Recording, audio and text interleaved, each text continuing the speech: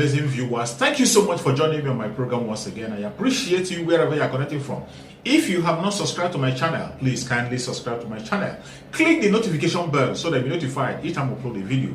You will be among the first to receive it. Thank you so much and remain blessed. Dr. Ibrahim Dosara, who is the Commissioner for Information, Zamfara State, he joins us virtually. Good morning and thank you for joining us on the program. Well, it is that directive that the state has taken that is raising a lot of concern. So could you tell us, how did the state arrive at this point? Okay, thank you and good morning. The issue of directive became necessary to the government of Zamfara State. What we are doing is to give the protection to lives and property of people, which is the basic function of government. We have been trying so many ways and processes to ensure that people are secured. If people could remember at the early stage of this government, like many of the people who spoke earlier said, we engaged the bandits in dialogue where we had very huge success. Zamfara State was over 9 months without an incident of insecurity, not until when conflict entrepreneurs came in to sabotage that process and scuttle the success we had.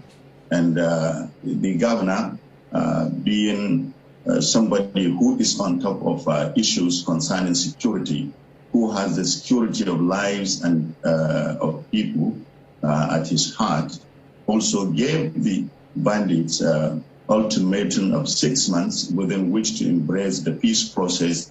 And when they refused, the governor embarked again on a larger scale of fight against the bandit, where he ordered for shutting down communications. He also closed down markets, roads, and restricted vehicular movements, a process that also helped in reducing the scale of armed banditry in the state. If people could recall, before he came on board as the governor of the state, he met very, very ugly situation where almost 200 people, 100 people are being killed on a daily basis. But today, the story has been changed. We have... Mr. Dosara, before you progress, I mean, concerning how the state got to this point, Mr. Gusau lays the blame squarely at the feet of the government, saying mistakes were made. The government engaged these people in the first place. You invited them to government house. You know their families. You know the members. And so coming up with this is a bit of a surprise, because there are several other options perhaps he suggests that could have been taken, as opposed to saying, all right, go get guns. Because they wonder, what happened to equipping the police to ensure that they are capable to rout those people? If you know the people, you know them, why this method? You see, forget about Gusau. He is politicizing security, which we shouldn't mind. We don't mind about Gusau. He was even suggesting that we set up a structure of security forces that can fight this. We invite him and challenge him to come and be the Commandant General. We have such a structure on ground. If he is truly having Zamfara security at heart, let him come and be the Commandant General to do this. But all we have been doing is to ensure that we explore reliable source of, or rather process of bringing security to the people. So like you mentioned, that why don't we empower police or do whatever? You know, security is in the hands of the federal government. What Zamfara State or other state governments are doing is to complement the efforts of the federal government in providing security. And you know, security is not just the responsibility of government. Everybody has a responsibility I beg your pardon, Honorable Dosara and Mr. Dosara. You know, the thing about that is, concerning the police and empowering the police, yes, we know the responsibilities of government when it comes to security, but if the police is not capable, if they don't have that capacity to rein these people in, what gives you the guarantee that when you then assuming there were 9,500, as the report said that you're preparing licenses for 9,500 people, how do you then think that if these men go rogue, you can then handle them? No. You see, the process that we set in is a clean process. We started by saying let people wishing to obtain legitimate weapons come to fill the forms. They are to be scrutinized and screened at their localities by their traditional rulers to ensure that no wrong hand or somebody with criminal records are given the license to obtain a gun. And don't forget, only 2 people are allowed to issue license on the basis of qualification, the Mr. President and then the Inspector General of Police. And what we said is when we fill these forms, we take them to the Commissioner of Police to do his own investigations and also screen the people before he forwarded to Inspector General of Police, who will then finally consider approving and giving the license. So what we are doing, we are following legitimate process to make sure that our people are given the legitimate weapons to protect themselves. Okay. Don't forget,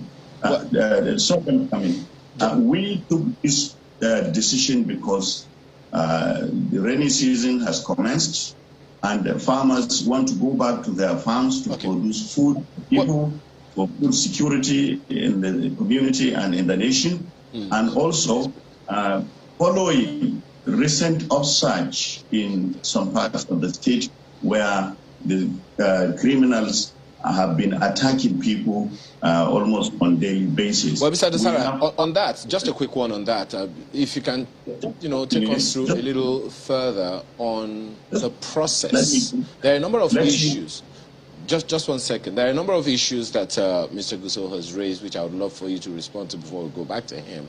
But tell us more about the process of people securing, guns, the legitimacy of it, because there are those who are asking questions as to whether or not it is legal for anyone to get guns in any part of Nigeria for themselves. Take us through the legitimacy of that.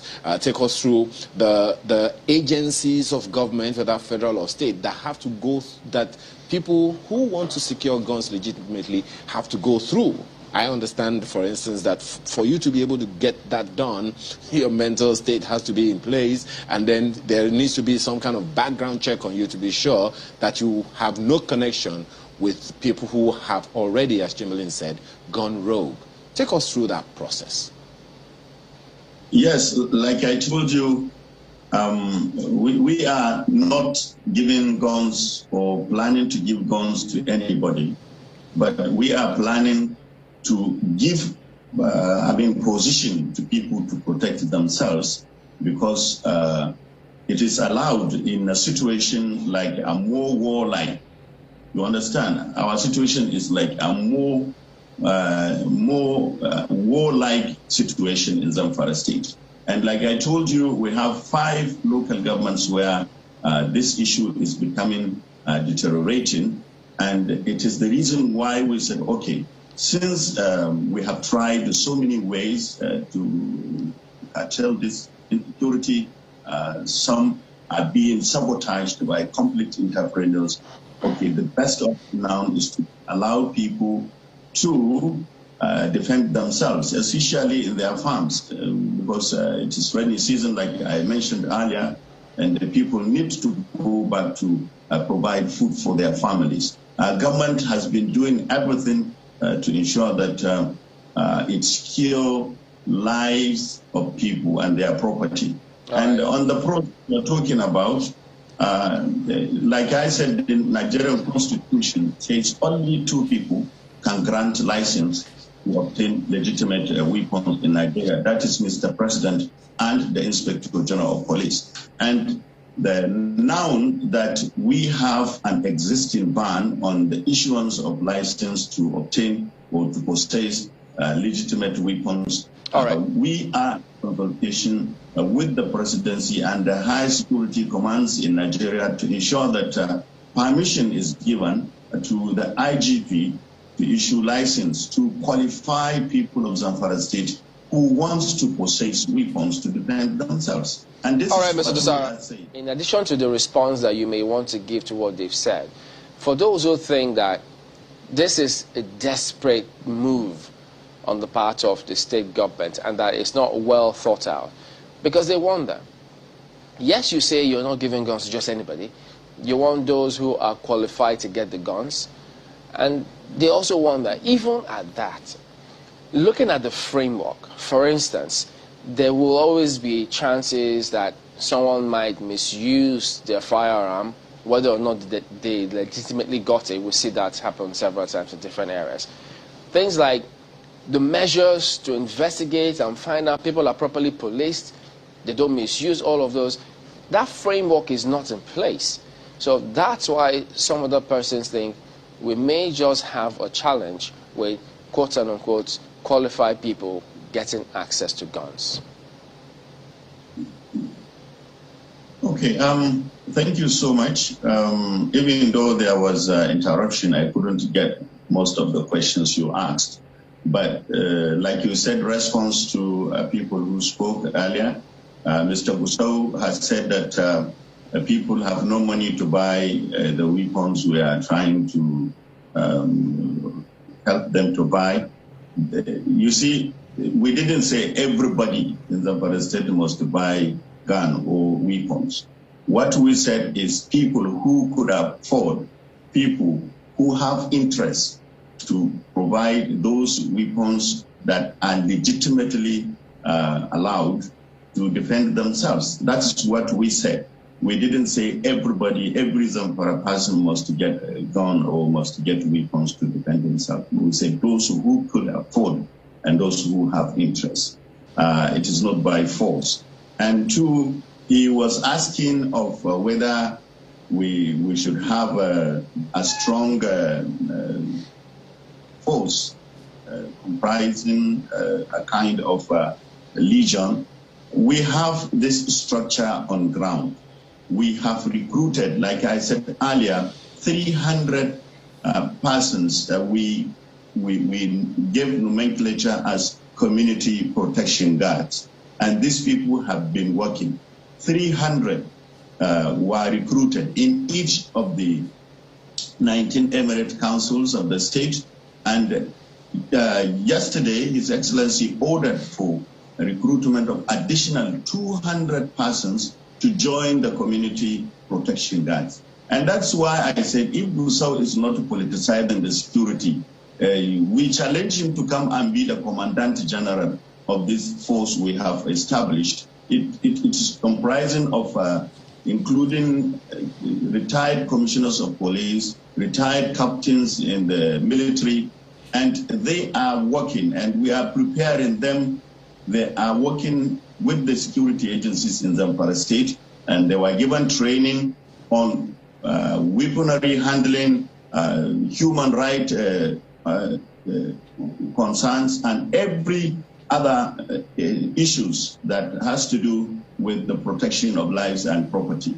So if Gusau is not politicizing the issues, we challenge him to come and be Commandant General of that force, so that he can help Zamfara people secure lives and property. Well, Sarah, just on still talking about Mr. Gusau, one of the things that he said earlier, we spitted the question the other time, but I'd like you to address it squarely. Chimelin asked you earlier, what if some go rogue? Now, as you said earlier, there have been attempts by the state government to engage the bandits to desist from what they're doing. What happened to that agreement? What happened to that conversation? What made that effort of government fail? And what is it that makes you so sure that these bandits that you want to attack through the citizens will not buy over some of the citizens that you are arming or empowering to arm themselves against these bandits? What happened to that conversation about them down in tools. Maybe you couldn't listen when I said Zamfara State was 9 months period without an incident of insecurity because of that dialogue process. But the issue of conflict entrepreneurs, and conflict entrepreneurs are found in almost all the sectors, including the security, including the politicians, including even journalists, people who get what from the crisis. So they supported that success we had initially. And the government, the government under the leadership of His Excellency, not relent in its efforts, we came up with another solution, which was shutting down the networks. I made this explanation earlier. Well, Mr. Dasara, have you then been able to engage these conflict entrepreneurs as you previously engaged the bandits so that they can desist from this act? Well, do you know them? The issue is, do you know them? Somebody who's trying to sabotage you, you can't know them. You can't know. So what we did was we try as much as possible to give ultimatum to the bandits, and after which we again engage them in another way by confronting them through shutting down the networks and closing down markets and restricting vehicular movement, which has seriously incapacitated the bandits. And that has brought a lot of success in the fight against the bandits. So you can see the government is not relenting. It's trying so many ways, very hard, to ensure that the people are protected. The concerns of the government is, how do we protect our people? How do we save lives and property of the people? That is what we are trying to do. Well, Honorable Commissioner, there is a saying, an African saying, that it's only the thief that knows how to find another thief's path on a rock. And I'm wondering if, you know, the bandits whom the state government succeeded with previously could be useful in finding these people who you said you don't know, cannot be found. Has there been such an effort? What did it produce? Well, what we engaged those people who surrendered is to help us to secure kidnapped victims. And the Zamfara state government is well known and should be appraised for its efforts in securing kidnapped victims. Not only people from Zamfara state, even in other states, His Excellency has helped in securing the release of abducted persons. So that is how we utilize the bandits who have surrendered, who joined the dialogue and respected. Like I told you, some were made to, disrespect the dialogue through the conflict entrepreneurs, which I said we don't know. And we are asking whoever knows people who are sabotaging us should do so. And that is why, Commissioner, how did you know that they are conflict entrepreneurs? Sorry? How did the government know that they are conflict entrepreneurs? Yeah, of course, the people who make a lot of gains out of the crisis. Let me give you examples. There are people who take food stuff to the bandits in the forest. There are people who supply them with the drinks, alcohol, and drugs. There are people who supply them with petroleum. There are people who also supply them even with women. So these are the conflict entrepreneurs we are talking about. And we have the informants who always tell them, go to social community, there are a lot of money there, or there are a lot of cattle. So these are the conflict entrepreneurs we are talking about, and many of them engage in sabotaging the efforts of the government in succeeding in the fight against bandits. You know, listening to some of those analyses you've given, identifying some key things that people do for these bandits, many will then ask, wait a minute, if you have those very, very key details, You should have one or two people who will be arrested who knows that these people do this for these other bandits. Doesn't government know any one of them whatsoever? If you have been following our statements in the past, we said we made so many arrests and many people are undergoing judicial So that process. means you know them. They're known. Yeah, it was because you said they were not known. So many just wondered that, but wait a minute, some are in custody, so they should know. Some of these things, you have to keep them in secret. Okay. It's not everything you discuss about security on media organizations. We understand that. We understand. Yeah, so, but when you say you don't know, it gives a blanket suggestion that nothing is known or people have not been arrested. So just wanted to clarify that bit. But that is why I told you nothing you have to discuss on security. I mean about security on media. Well, Commissioner, you know, the police say they don't have any of such communication from the Zamfara states. Have they been informed concerning this directive to procure arms? I didn't say we have already communicated to them. What we said is that we prepared forms and sent to the Emirates, where the traditional rulers, the locals, will do the background checking and allow those who have interest to fill the form, from where we take it and send to the police. So this is what we said. Okay. We didn't say we have communicated to the police about this. What we said, this is a process we have put in place, and we have started the process, and we are moving towards ensuring that we are successful. Honorable Commissioner, some of the analysis that you made the other time points to one thing, and there are those who believe that the reason, part of the reason, the fundamental reason we have a high level of insecurity in the country is because some governors do not allow the local government systems to function efficiently.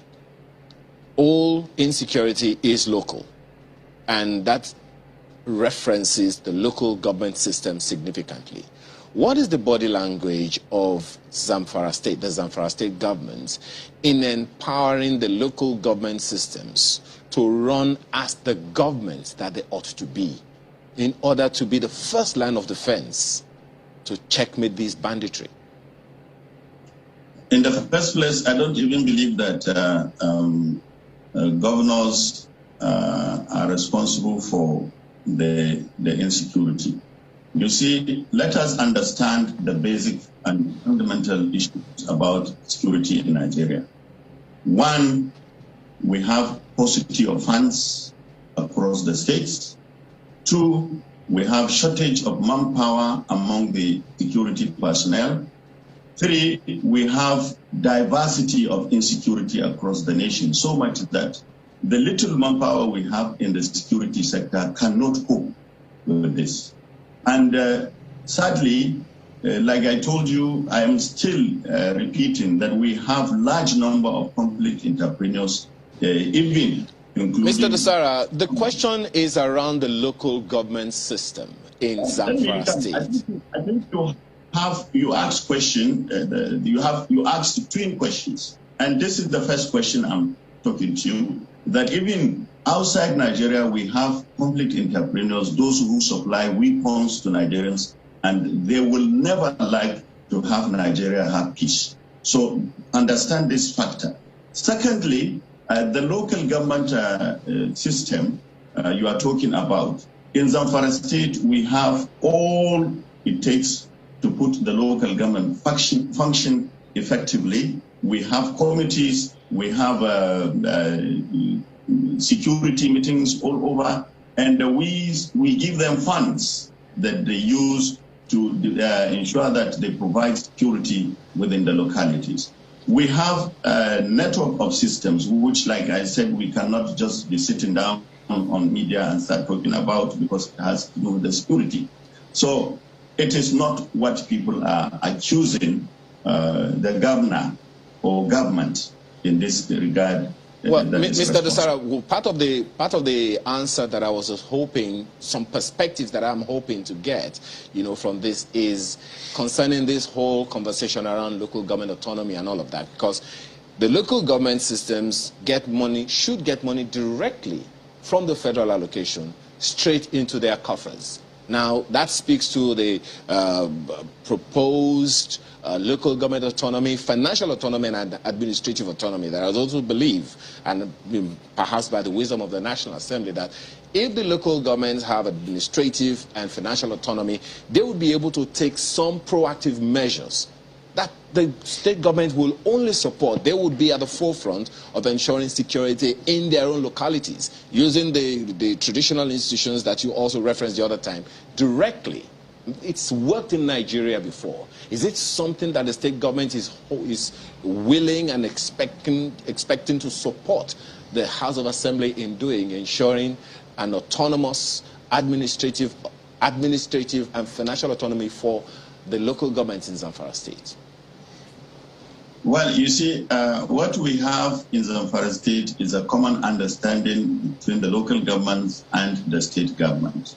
We have so many demands in terms of infrastructure across the local governments.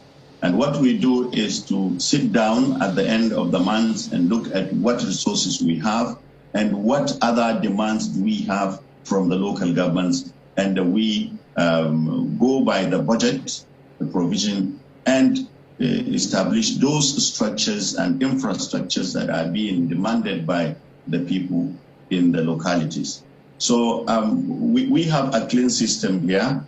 We are not just depriving the local governments from using their funds to do what they want. And we allow them to bring what their people are requiring, the most fundamental, and we look at them. Like we said, security is one of them, and we have been doing... So, Commissioner, we need to bring other people, but just quickly, how do you think this will work? Because no matter the forms and the licenses they give, they cannot get beyond the dang gun. These bandits or entrepreneurs, as you say, some of them use AK-47, AK-49. How can the dang gun face an AK-47? It's like taking a knife to a gunfight. You see, there is what we call psychological warfare. When I said, okay, Chamberlain is having a gun in his house, I would be afraid to just come to Chamberlain's house to attack him because I don't know the type of gun he's having. We didn't say these are the type of weapons we are providing for the people, but what we are doing is to try as well create psychological warfare among the bandits. For this conversation, Dayo Akintobi is editor-in-chief Today Community newspaper, as well as Shehu Bashir, who is coordinator Tinubu Solidarity Movement, Kwara State. Both of them join us virtually. Thanks for joining us this morning. Mr. Akintobi, let me begin with you. It seems that every election cycle, we have to have this certificates controversies. Every election cycle since 1999. Why, in your opinion, does it matter? Well, it does matter because apart from the electoral law and the constitution, there's also the public's right to know what the educational background of the people who seek to represent us are. We have a duty of care to ensure that those that we choose to lead us have the intellectual depth and the cosmopolitan type take to manage their rights. And actually, we have an obligation to scrutinize the educational background and qualifications. It is for this reason that it is a requirement of both the Electoral Act and the Constitution that there is a minimum benchmark of education that any aspirant for political office must attain. And it is the responsibility of that aspirant to prove before the regulator that he or she has attained that minimum benchmark. Well, the easiest way to do that, of course, is to present a certificate. But truth be told, certificates from 40, 50 years ago sometimes might be difficult to come by. And as a result, alternatives are sought, like affidavits and things like that. But this is what is leading to all the various controversies, is the fact that affidavits sometimes do not answer enough questions, particularly where there seem to have been discrepancies between what is being said now and what has been said before. This is not without prejudice, Mr. Akintobi, to the fact that this particular controversy has been on as well since 1999. But let me ask Mr. Bashir this one, as a follow-up to what you have said. Well, Mr. Bashir, well, this conversation is not just starting now, especially concerning the APC presidential candidates. All these kinds of obscurity, so to speak, uncertainties, all of that. So how does this really bother the campaign movement that you support? Thank you for having me. First and foremost, let me say something. You talked about election cycle. Actually, you don't expect an election of this magnitude not to be scrutinized. This notwithstanding, it doesn't mean that every scrutiny is correct or is in good faith. Most of these scrutinies are actually in bad faith, so to say. Okay, we know very well the caliber of those that are contesting these elections, unlike any other previous elections, particularly the person of Tinubu. And we know how challenging it has been for people to actually come up with one or two things against him in the past. Now that he has not been a candidate in the end of the election in the last 13 years or thereabouts, now is a candidate of the biggest election in the country. We expect that this will come up. What I always, said since the beginning of this saga is, come on, there's only two things that can be done here. One, you can be aggrieved against a particular candidate and say no to him, vote him out or vote him in the election. If you are aggrieved, go to court. For me, I think we have expressed so much opinion on something that's to do with legality or illegitimacy or legitimacy of an action. Okay? I don't think we need to bother so much. There have been a lot of debate on social media and all the rest. And I say, look, our opinions on social media cannot matter in reality in the genuineness, legality, or qualification of the candidate unless a court so pronounced, okay, that such candidates not qualified. Any other opinion we are expressing is basically on what comes in the election. So as it is, I don't think this actually is a big deal for Ashwaju that I know. Because we know in the past, since that have come up, it has gone to court, gone to final inquiry, and has been trashed. So I don't know why people are not picking up. But I know I understand one thing for sure. There's a way you play a kind of mind game, on the mind of the people. You want to see a particular candidate has been on the wrong side, so they sponsor all kind of wrong information ahead of election. But it doesn't really matter for those who know the way the game works. So for me, I'm not sure it has anything to do with Ashwaju's campaign. The campaign is going on fine. Everybody is going on fine. Nobody will take it very serious because we believe that no law is broken and no rules have been violated. So we move on. Joe, is it a game that is being circulated where, because first of all is that the man you're campaigning for, people will assume that you know him well and such, and as such, you should be able to answer certain things that perhaps people may want to know. There's this matter circulating that he submitted an affidavit to INEC saying that he went on self-exile from 1994, and then his certificate was looted by unknown persons, and then now there are questions concerning several, perhaps his real age, his identity, did he go to school, who really is he? So when people ask those kinds of questions to you, is it a game? Isn't it legitimate for people to want to find out what the real thing is or who the real person is? Well, let me answer you in this way. For those that want to vote, who want to determine who their candidate will be, they have the right to ask questions. Okay? But for the form that any candidate will have submitted to the INEC, it is for INEC to work with. It is going to be within the discretion, the legal discretion of the INEC to determine whether a particular document suffices or not.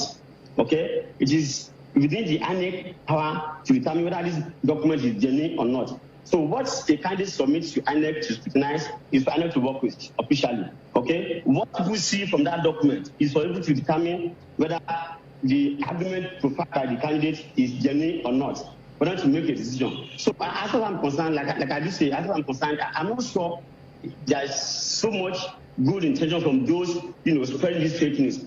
And I can tell you for sure, Tinubu is a well-nurtured, well-educated individual who has done so much in this country, who everybody knows has the right education, the basic requirements of education to qualify for the position of office of the president. I want to tell you, the law does not even say you must have degree or not. They don't only speculate the least qualification to have, which he has. Okay? Oh, it doesn't matter. Are you suggesting that he doesn't have a degree? He does, of course. I'm telling you, he does. He does have a degree. That's what I'm saying. Which one? Which one have you seen? He has a university degree. Of course, the letter is everywhere. The memo from the University of Chicago University is everywhere. Which one have you seen? Pardon? Which one have you seen? I have seen the one written by Chicago State University, confirming that actually was the student and graduate Chicago State University. So anything to the contrary is just mischief. I can say that. All right, anything to the contrary is just mischief. Okay. People don't have. I'm coming, please. People don't have as much genuine information for the good cause that they have mischievous information for the bad cause. Genuine information. Since you have genuine information, how old is he? Actually, Tinubu celebrated his 70th birthday last year, November. What more do you want to know, Mr. Chamberlain? Is that his real age? It is, of course, it's his real age. What are you looking for? Why are you looking for a second opinion? This was somebody, that's something I want to ask of people. Why do you need second opinion for somebody who has actually... No, we need to get to the second guest because there are two of you on the show, so just hang on a minute. Mr. Akintobi, what do you think of this? Well, I think that it's incumbent upon the candidate to fulfill all righteousness in every aspect of the qualification process, beginning with the regulator. There are three different entities involved here. There's a regulator, there's the candidate himself, and then, of course, there's the electorate. The very first threshold that needs to be crossed is the regulator. And that regulator operates according to both the Electoral Act and the Constitution. And what those two say, the gentleman is correct, is that you need to have attended, to have been educated up to primary school level. But there has to be some verification of that attendance up to secondary school level. Now, what has precipitated the current controversy is that purportedly the forms that Bola Tinubu submitted to INEC recently, he left the space blank for primary school, left the space blank for secondary school, and where the space asking about his university education, he simply put in his degree. Well, that, in the view of many Nigerians, does not meet the threshold that is required by law in terms of proving that you are educated to a minimum of secondary school level, or whether it is primary school level, whatever the law says. So I say for Asiwaju Bola Tinubu to put this control. Thank you so much for your patience to watch from the beginning to the end. I hope you have learned something from the video you have just watched. The video you have just watched is to bring information to your doorstep and for educational purpose. It is not to demonize anybody. Let us watch continuously and see who can be able to make a sense out of every nonsense we are seeing. We must continue. We move. It doesn't matter what they do. It doesn't matter what they say.